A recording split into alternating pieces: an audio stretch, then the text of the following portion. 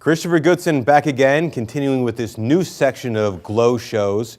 We're back for, I guess, a new season here. And this particular episode, we are doing in front of a live audience at the New Jersey Real Estate Investment Club. First, can I hear from the audience for our special guest tonight? His name is Chander Singh, and he's an attorney like myself. And he's actually an entrepreneur who has expanded beyond his legal practice. He does some real estate rehabs, and he has a really great software product that my law firm uses myself. So we're going to talk to him as a lawyer, as a real estate investor, as an entrepreneur. But let's first start talking about Track with Ease, this great new software that you're using. Great. Well, first of all, I want to thank everybody. Thank you for allowing me to come on the show. Again, my name is Chander Singh. Just can I give a quick background? Absolutely, Some sure. Don't know me. I'm a real estate attorney. I've been involved in real estate since I was 18. Been a broker, licensed title producer, an attorney for the past 15 years. In 2011, I sold my practice and I started doing rehabs in Bergen County, New Jersey. To this date, we've done about 64 rehabs, bought and sold in the last 4.5 years, or 5 years actually. Doing another 14 projects right now and 4 under acquisition. I am looking for deals, but not many wholesalers out there in Bergen County, so do a lot of my own marketing. I don't really wholesale much. Usually buy and just rehab the projects. Chris, thank you again. As part of my serial entrepreneur ways, we started an application that was developed through working in real estate as a real estate attorney. It's called Track with Ease. It's built around the real estate vertical. Unlike Podio and some of the other apps that are out there, it's strictly for transaction management. Has a CRM, social, and it also has its own built-in e-signature. So to give you an example, had a wholesaler trying to send me a deal. Basically was threatening to sell it to somebody else if I didn't get the contract signed right away. Because I was trying to really negotiate him down on the price, even though mine was a little bit less than he was getting. He knew me. This was over a holiday weekend, and through our application, we were able to sign it. He was overseas, I was here, sent him the assignment of contract, and he signed it via his phone at an airport.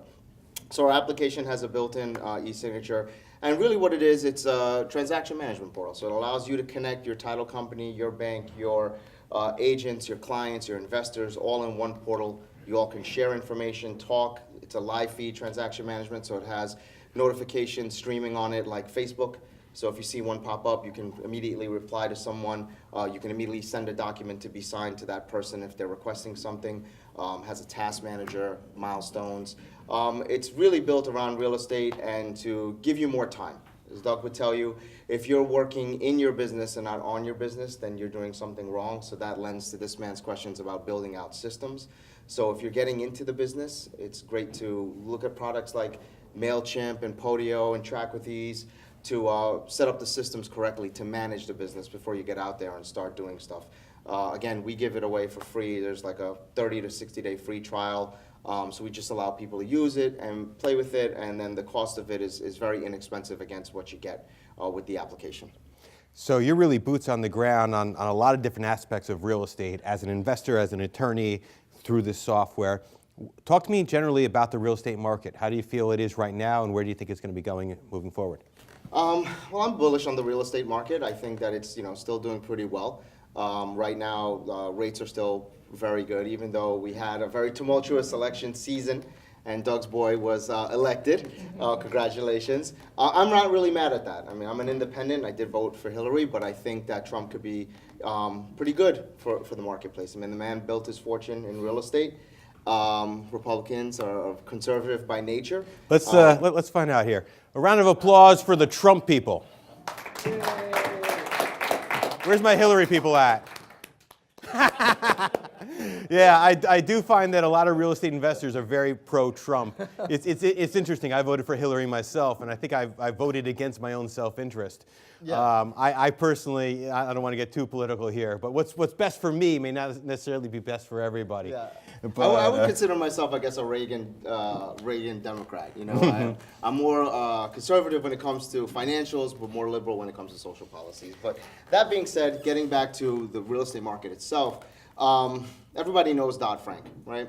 So that created, it's a very big overreaction of the market crash by the Republican-controlled Congress and government at that time. And it really impacted negatively smaller banks, I think. So smaller lending institutions, there's a compliance component in the act, if you don't know about it, which really trumps up fees on smaller banks if they're trying to make loans, and it's very strict requirements specifically on everyone, but on them it was kind of crushing to make land use loans, development loans, even mortgage, primary mortgage loans. So undoubtedly, they're going to roll back some of that regulation. And when they do, they should open up credit markets a little bit more. You have to have a very good credit score right now to get financing. Some of the different models or vehicles are coming back. I see from time to time. I still practice law. So this is a tough balance, right? So how much do we roll back Dodd-Frank?